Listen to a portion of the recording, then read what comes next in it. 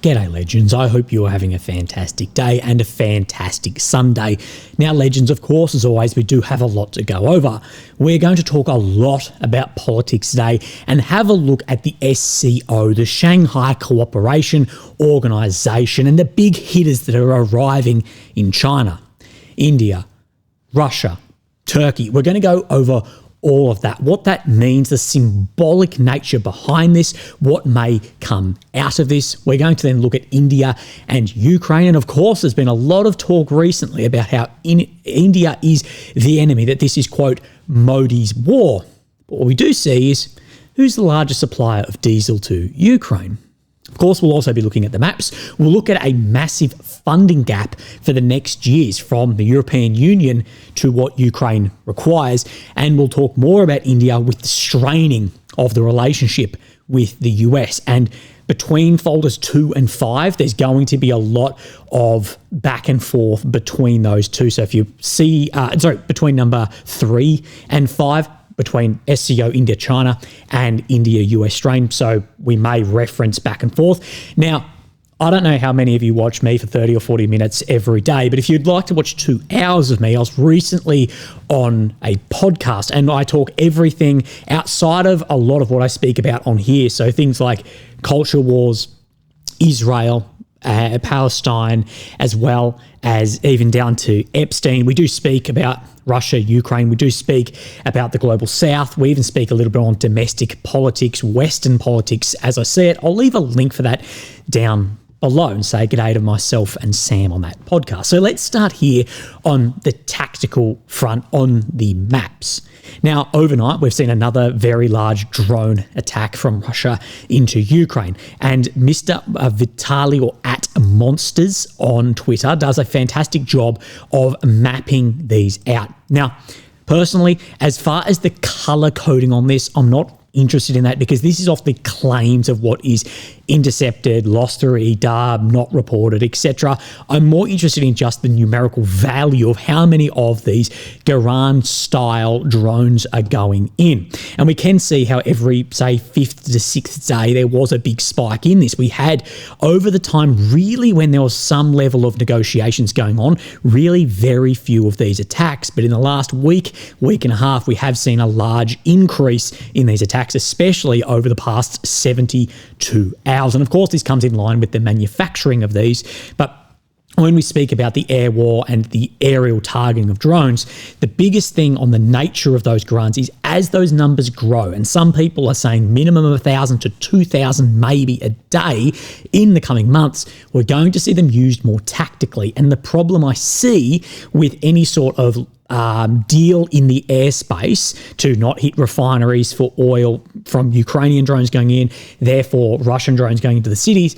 But unlike those Ukrainian long-range drones, the Garands have been shown to be very useful tactically as well. So the locking down of airspaces is a bigger deal, in my opinion, for Ukraine than it is Russia, because those can then switch roles.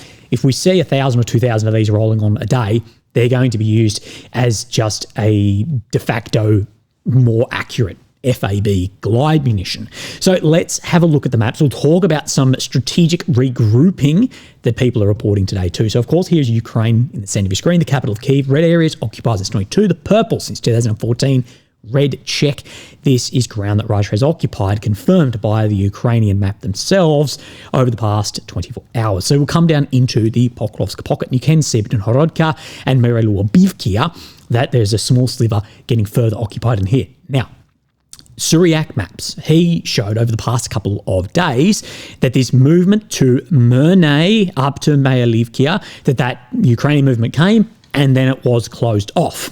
Now, I'm waiting on more from, say, like someone like Thorkill to speak about this, but what I will say is the deep state map here, who has every incentive in the world to show advancement like this, they never showed it. So again, it's never even been shown in grey in here. Now, I'm not doubting that happened, but I am bringing in question the overall success of that operation that was brought into question through someone I know fighting on the front line here for Ukraine. But let's have a look at Pokrovsk, because there is some interesting footage coming out today, if it is what it is said that it is. Now, just above Re in here, I've got an arrow drawn in so you can line these up. So just around this area, this video here, this claims to show, well, does show a Ukrainian light mobility vehicle getting ambushed. It appears to be hit by a mine observed by this drone, and then the vehicle is lost. And there's different claims around DRG elements laying this, potential drones, but it does show the danger in and around Pokrovsk for movements in of itself. And you can see the issues around if a DRG pops up in here, if mines are laid in here, it doesn't mean that there has to be someone there for it to still have that same effect. But let's talk about regrouping in this area and have a look at maybe just some different sources and what they are saying, because of course no one has a crystal ball in this map except for YouTubers. They all do, but real analysts, well, they all say there is no such thing as a crystal ball. Now, we'll come down onto this front, and what we have seen a lot of, and we're waiting for more maps, but of course, Russia pushing around Popov Yar, Poltavka, of course, Ukraine getting enveloped around Shakhovka, but at the same time, Russia getting this threat of envelopment and cut off around the Kucheryev Yar front line. But we see a lot more pushing on this eastern side where the logistics are better. And Mr. Thorkill speaks about this regrouping on the front line of then preparations for further offensives. And he says towards Druskivka, which of course it's just to the south of areas like then Kramatorsk, of course the major remaining areas in the Donbass. The first rumours about the fact that the Russian centre advancing in the sector from Novopavlivka to Konstantinivka has entered a phase of operational pause for regrouping before a new offensive a week ago. So from areas, and he does say in this, from Novopavlivka to Konstantinivka. Now, what I will say is there's about 50 places named Novopavlivka. You've got one here just to the south of Pokrovsk, across to, you're aware where Konstantinivka is. So I will say that it would be that one most likely. But that there's a pause, regroup, and then we'll see push. They coincided roughly in time with other rumours from the Sumy region about Russian north withdrawing some units from there, mainly Marines and VDV, so paratroopers, that had been fighting until now in Yanakivka area and transferring them to the Donbass. So more troops moving, so from other areas of the front, potentially Sumy and Marines VDV above typical infantry, back down, rotating into this area. Meanwhile, today on the Deep State map, the area south of Popov Yar, a strong Russian Marine grouping has been placed in one row along the road to Popov Yar. So you see Popov Yar here, and this further is saying this push toward Druskivka. I don't know where Deep State gets information indicating the Russians are deploying their Marine brigades transferred from other directions exactly there. But if it's true, the obvious target of the prepared new offensive by the Russian centre seems to be Druskivka, an important transport hub between Konstantinivka and Kramatorsk. Capturing it would allow Russian forces to practically encircle Konstantinivka, at the same time advance to the northern approaches of Kramatorsk. Druskivka has been under intense Russian shelling over the past 2 weeks using FABs, Shahid, and other types. So, and this is what we see, is when you see a specific area getting massively suppressed by Shahid, by Garan, same thing, by FAB, etc., it gives a good indication of where things are moving. Clement Moland is a great example of this. But you can see if there was an ability to come through anywhere, even just in the direction of Druskivka, you can see all the open territory along here. You could see where Konstantinivka can start really getting further deepening in that envelopment that is occurring, and the break into these real areas of Sloviansk and Kramatorsk that are the real remaining strong points after somewhere like Pokrovsk, Konstantinivka, and what really stand in the way of Russia's goals, Putin's goals at the moment. Now, Unit Observer, he's somewhat saying to this, somewhat different. He says Russia is finalising its strategic regrouping, having redeployed forces from Sumy and Kherson. Its offensive will likely enter a new phase soon. Their most probable attack vector is toward Dobropilia or Druskivka, or both at once, which of course makes sense on that simultaneous and successive nature of offensive operations that you and I speak about a lot. But will they try and push much further on this axis up here? We know there's a hole in the defensive line here and potentially closing up this area. Now, many maps show that this looks like this at the moment, and that this looks far more like this in the direction of Savkivka. So I'd say before there is any real movement towards either Dobropilya, which we know creates huge issues for Belatsky, Rodensky, Minograd, Pokrovsk, I think they will attempt to close off this first as what we speak about of increasing your lines and decreasing saturation, even if this is simultaneous with a push towards Ruskivka in the north of here. But of course, these are larger movements, but we have seen a real slowdown in the amount of ground being made, and that does buy into the idea that there is some level of strategic regrouping happening at the moment. We'll come down into here, Velika Novosilka. You can see that Komashivka, this area had multiple Russian flags go up over the past 24 hours and is showing as majority in occupation, some in grey, but this closing up in here. Again, I think is awful generous with the grey zone around these areas. And you can see that the red in Novoselivska has now disappeared on this map, but the grey remains.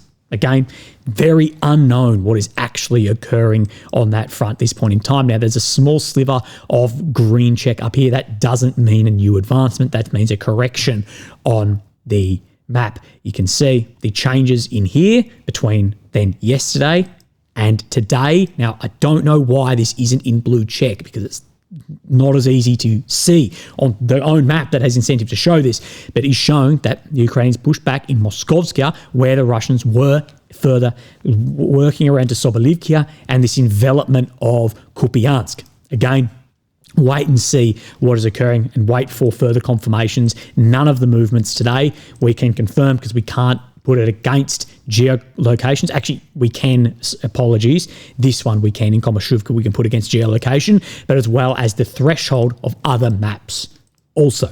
Now let's speak about India, Ukraine.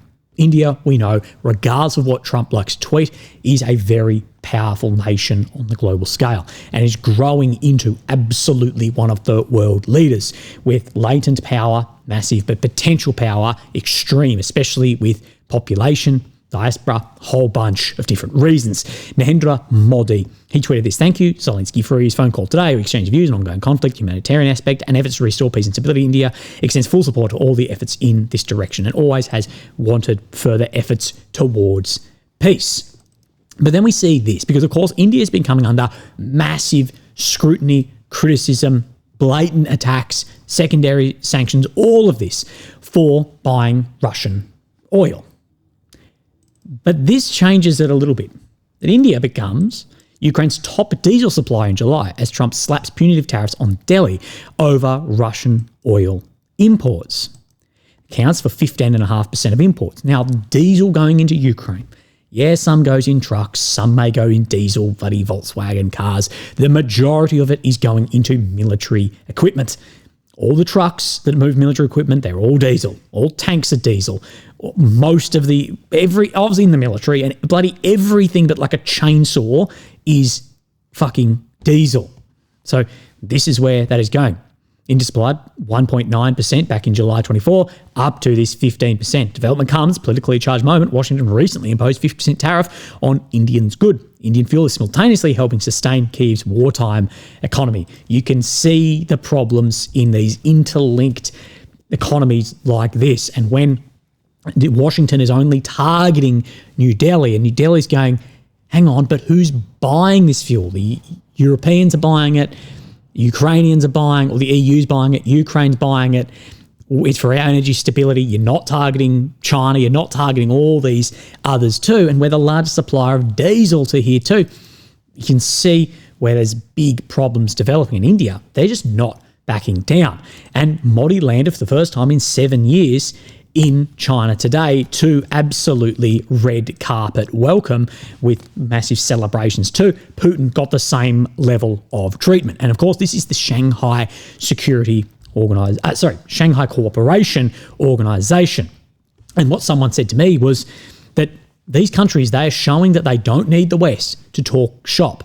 And of course, all of this comes amid tariffs, secondary tariffs and threats. And of course, just talking about these nations, we see the language used, especially against India. We'll talk more about that in a bit. But who's here? Well, we've got Putin, Erdogan, Modi, Masoud, Sharif. You've got all of these leaders. We've got leaders from Kazakhstan, Belarus, Uzbek, and of course leaders from countries like Indonesia. And Indonesia, I think one of my predictions is going to become an absolute local region powerhouse in the coming decades, especially with population and working with nations. But a lot of these, of course, what this comes not only amid tariffs and secondary threats, it comes amid what we see happening in Israel as well.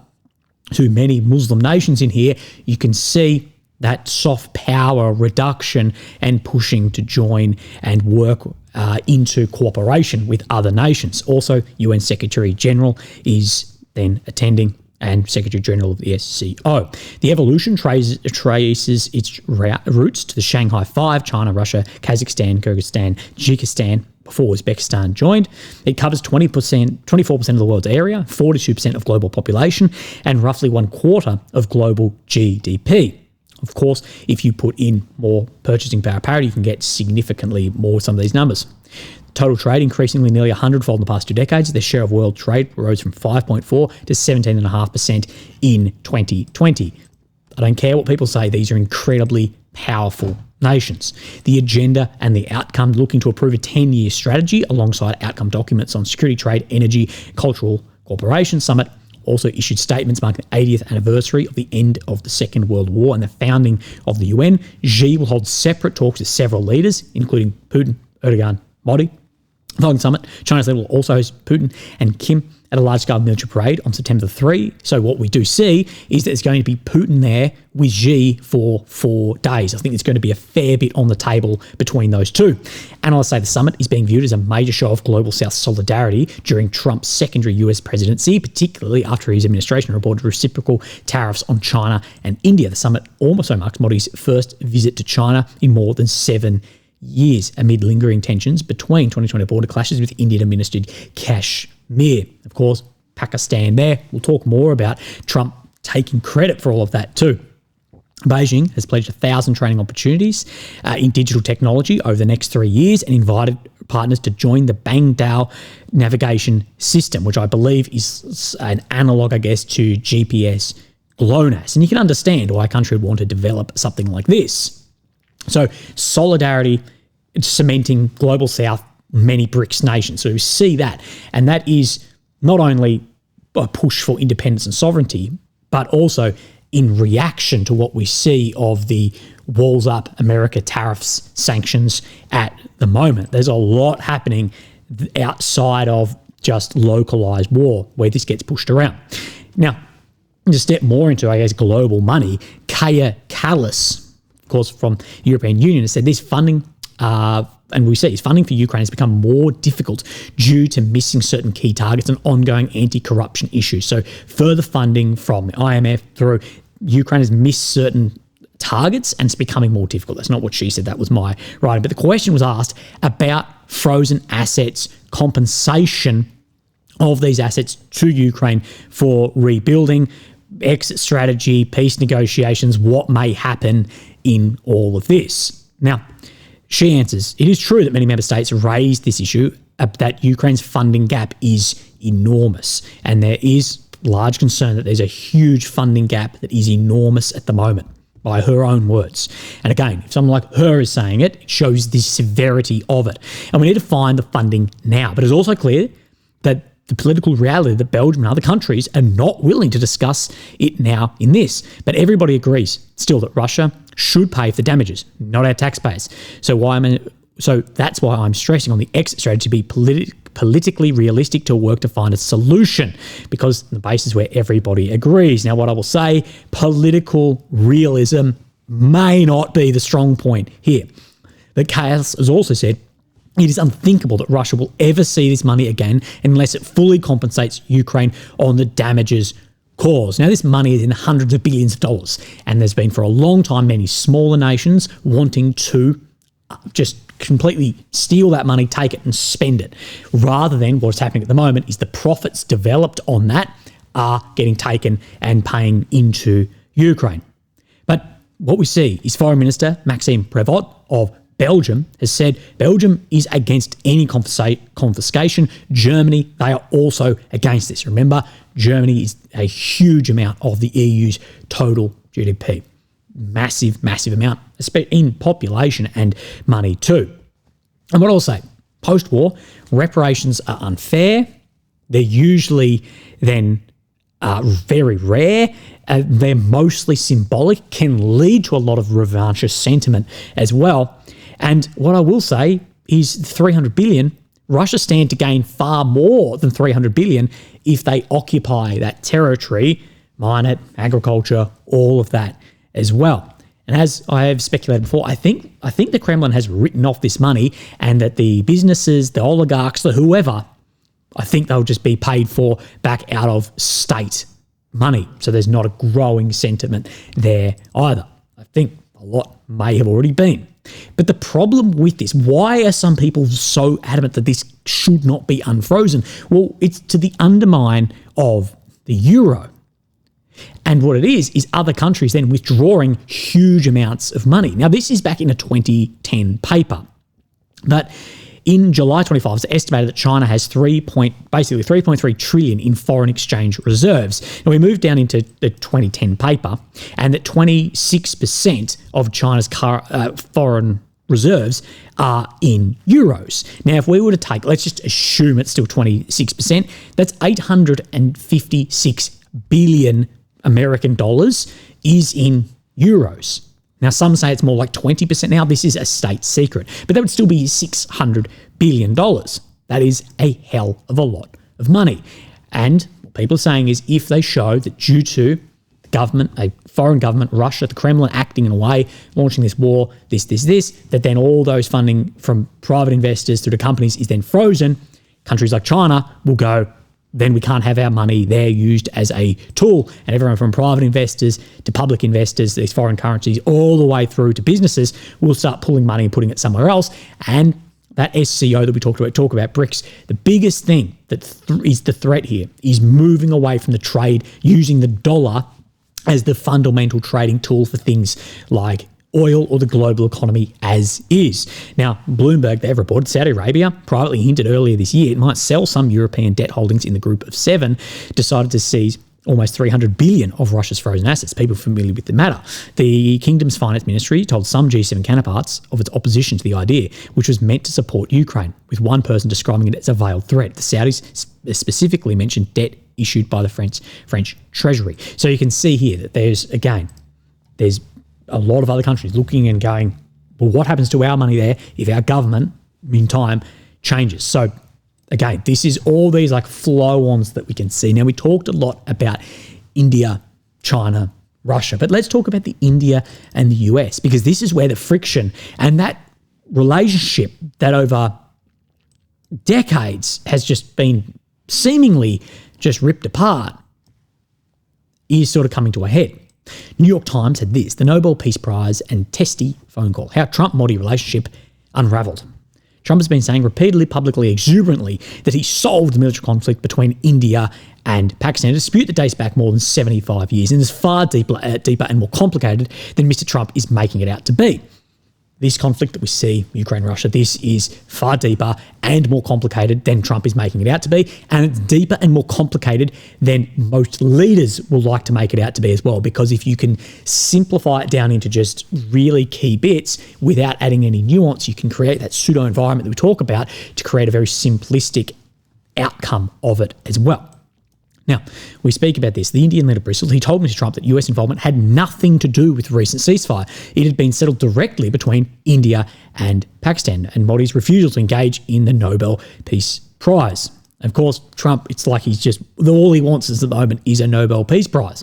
The dispute had played out against the backdrop of trade talks, immense importance to India and the US, and the fallout risks pushing India closer to American adversaries in Beijing and Moscow. Mr. Modi is expected to travel to China this weekend, and exactly why I showed you in the beginning that India, they're not only moving that way, they're being pushed that way as well. And if Trump's lead economist bloke, whatever he fucking is in the White House, says things like this is Modi's war, that he's responsible, all of this, you can see where that pushing is happening. Now, Mr. Trump startled India by announcing that imports from the country would be subject to a 25% tariff, and on Wednesday slapped India with an additional 25% tariff, bringing it up to the 50% that we know after then, within price caps, within sanctions, that India was told, if you look back at 22 articles, that this is stabilising the oil markets and now the goalposts have shifted. Mr. Modi once called Trump a true friend, but was officially on the outs after telling Modi that he would travel to India later this year for the Quad Summit. Mr. Trump no longer has plans to visit in the fall. Of course, we've seen Trump's team blame Modi for this war continuing, calling it even down to Modi's war. In India, Mr. Trump is now seen in some quarters as a source of national humiliation, using the word gundagadi, straight up bullying or thuggery. Now, the two men have not spoken since June the 17th. This is about more than just Russia, is what some are saying here. Mr. Trump says the tariffs on India are punishment for buying Russian oil and for the protectionist nature of the Indian market, a long-standing complaint from Mr. Trump and other American presidents. Mr. Trump was able to successfully bring peace to the conflict between India and Pakistan. This is what White House spokesman is saying. But there's a lot of pushback on this too, but that this is a punishment for this and against where India is saying we just want to be protective of our market, that to many officials, the colossal penalties on India particularly appear to be punishment for not falling in line rather than to any kind of cohesive effort to reduce the trade deficit or cut off funding to Putin's war. So instead of trying to reduce funding on Russia, that they're saying, no, it seems like you want us to fall in line and you're punishing us for this. They point out that China, the biggest importer of Russian crude, has been spared, along with the US buying lots of radioactive product, Europe buying a shitload of oil and gas and everything, and many nations that it's all been because India, they're the ones that are not playing ball. Now, Modi declined an invitation from Trump to stop by Washington before he flew home. His officials scandalised that Mr. Trump might try and force their leader into a handshake with Pakistan's army chief, who'd also been invited to the White House. And Trump cared little for the complexity of their issue and sensitivities and history around what we saw happen earlier this year. Indian officials were nervous that Trump would post whatever he wanted on Truth Social, regardless of what agreements were made on the call. And this is something that I have been talking about with some guys and thinking about more and more. Is Trump using, I'll call it, borrowed authority by making shit up, but that you can't push back on because it was closed? So say when Trump met Putin in Alaska behind closed doors, coming out and saying things like, Putin told me that I was robbed of the last election. Nobody can prove whether it was true or false that Putin actually said that, but by tying it to Putin, it makes the claim more credible from a position of authority. But is that just borrowed authority too? It's like me coming out and saying, I went to see the doctor today and I've been diagnosed with massive penis disorder. It's tying it to a position of authority of a doctor. You can't disprove if that did or not. Actually, some people may be able to disprove that out there. But again, I think Trump, there's a lot of that. And there's a lot of people just taking what Trump says as 100% truth, regardless of what it is. Whether you support him or not, whether you support whoever, you still need to look at any official as a veil of where is this trying to then push. Trump's advisors continued to rally against India once. One called India's approach to trade negotiations arrogant, and another went as far as calling the conflict in Ukraine Modi's war. You can see where these problems are developing and when he's saying, oh, you're the largest democracy, you're not working in here, you're working with these authoritarian states. You can see that there's a pulling from China and Russia and a pushing as well if you're Modi. Modi, in public at least, appears to be moving from talk of trade negotiations. Instead, he's talking about self-reliance and reviving his decade-old Make in India campaign as he continues to play to his home base. And during this weekend's trip to China, Mr. Modi's first in 7 years, he's expected to have a receptive audience for stronger and expanded ties with Beijing and Moscow. Now, just like democratic countries, just like democratic capitalist countries, that there's this rhetoric that they will not work with anyone who is not a liberalist, democratic capitalist nation. There's a rhetoric of this. The reality is far different in geopolitics, even in war, when push comes to shove, for down to the prosperity of your state, your existence of your state, on and on and on. And there's this idea that, no, we won't work with anyone who's like, well, you can just look at the most you can look at working with legitimate, recognised terror organisations in areas at many different times, backing coups, etc., in areas, all the way back to working with the communists in World War II to face then the Nazi Germany. But you can see that this idea that a democratic country wouldn't work with other nations because of that, it doesn't stand up. And that is the guilt that people are trying to put on India, while that is rhetoric, double standard only. Okay? That liberalism works more like realism when push comes to shove in international affairs. Legends, I hope that you are having a fantastic day, and I will speak to you tomorrow. Thank you. Bye-bye.